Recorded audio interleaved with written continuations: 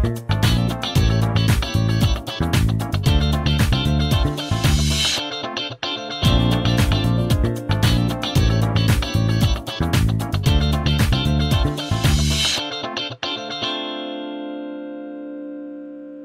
suis en présence du président du salon Équipe Auto 2019, Monsieur Philippe Bedin. Bonjour. Bonjour. Alors, j'ai votre édito entre les mains, le guide du salon, et je vais vous lire une petite phrase et vous allez me faire un bilan là-dessus. Équipe Auto 2019 sera, à n'en pas douter, une édition dynamique et fédératrice. Alors c'était l'objectif et l'objectif est atteint. On était sur une volonté de refonte ou de transformation en arrivant en 2017 au Parc des Expos. 2019 était pour nous un objectif attendu. On est resté sur cette même dynamique. Donc président heureux, voilà.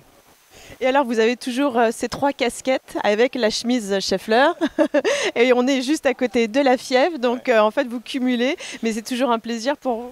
Alors c'est un plaisir parce que ça permet d'abord d'avoir la vision de part et d'autre du salon. Effectivement, je suis vice-président pour la partie France et Benelux sur l'équipementier aftermarket Schaeffler. Je suis aussi vice-président à la Fièvre pour la partie de la commission aftermarket et président du salon depuis le mois de mai. C'est pas toujours facile à faire, mais on arrive à gérer. Et en tous les cas, ce qui était porteur pour moi d'espoir, c'était la volonté que tout le monde avait de faire une belle édition 2019. Donc c'était un challenge parmi tant d'autres, mais je dirais que c'était un peu d'investissement malgré tout, mais en tous les cas, on est ravis à la sortie du salon, donc tout va bien. Là, on est à 4 heures de la fin du salon et on peut le voir, il y a toujours autant de monde qui circule. On est sur la passerelle qui mène du pavillon 1 au pavillon 2-2. C'était un vrai succès cette édition. C'était un vrai succès, l'objectif. Alors il y a quelques chiffres qui ont été marquants dans le succès de cette édition. D'abord, c'est que nous avions 1200 exposants ou marques présentes sur cette édition. 30% d'entre elles étaient des nouveaux exposants, donc 450 et quelques entreprises nous ont rejoints pour cette édition. Un fait marquant cette année, c'est que 60% d'entre elles étaient sur la scène internationale, donc ce qui veut dire que le salon est attractif, pas uniquement pour définir un salon franco-français, mais vraiment un salon avec une vraie visibilité au niveau mondial. Donc c'est quelque chose qui pour nous effectivement nous rend forcément heureux, joyeux.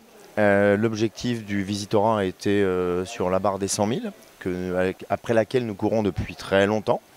Je suis presque en mesure de vous dire que j'attends demain matin et les 4 heures qui restent à suivre, mais en tous les cas, sur les 4 prochaines heures, nous arriverons à largement passer cette barre des 100 000. Donc forcément, ça rend heureux, évidemment. On a vu des exposants et un visitorat qui étaient très heureux, à la fois sur les halls 1, 2 et 3, que nous avons réorganisés en termes de flux. C'était une attente aussi des exposants suite à 2017, qui s'étaient plaints à juste titre d'ailleurs, de la gestion des flux des réparateurs entre le hall 3 et le hall 1.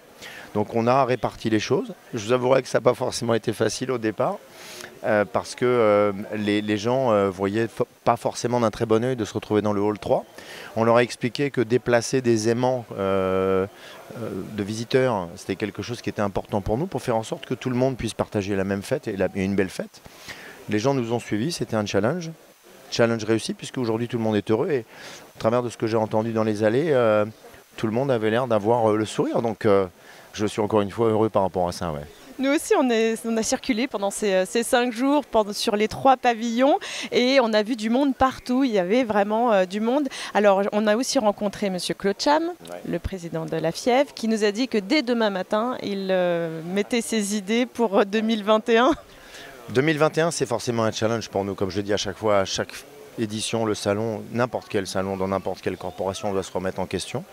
Donc pour nous, la dynamique, on va la garder. On va essayer de faire en sorte que 2021 soit encore une fois, au regard de ce qu'on a pu voir sur 2019, avec un salon qui a, je pense, pris de la dimension, une dimension supplémentaire en termes de qualité. Je remercie d'ailleurs tous les exposants qui sont venus parce qu'on a fait monter le salon d'un cran, un gros cran. Pour nous, c'est effectivement une réflexion que nous avons pour 2021. Donc on va essayer effectivement d'honorer ce point-là encore une fois en se posant les bonnes questions. La petite nouveauté, c'est qu'en fait, on est en 2019, 2021, c'est dans 2 ans.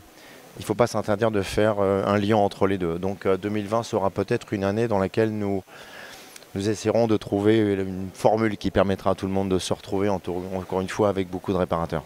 Et dernière petite question qui n'est pas vraiment une question, mais tout à l'heure, juste avant d'enregistrer cette interview, vous êtes fait happer par des gens qui voulaient que vous alliez faire le concours pour démonter la 2 chevaux. Donc en fait, vous vivez le salon à fond jusqu'au bout.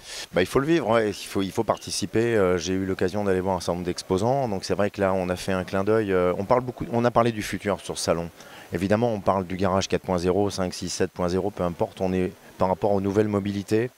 Aux problématiques environnementales, on est obligé de se poser les bonnes questions, sans parler de la digitalisation et de l'électronique. Il faut aussi savoir d'où on vient, et c'était un clin d'œil que nous avions voulu faire avec l'espace classique. Donc effectivement, il y a les gens de Vintage Mécanique qui sont là.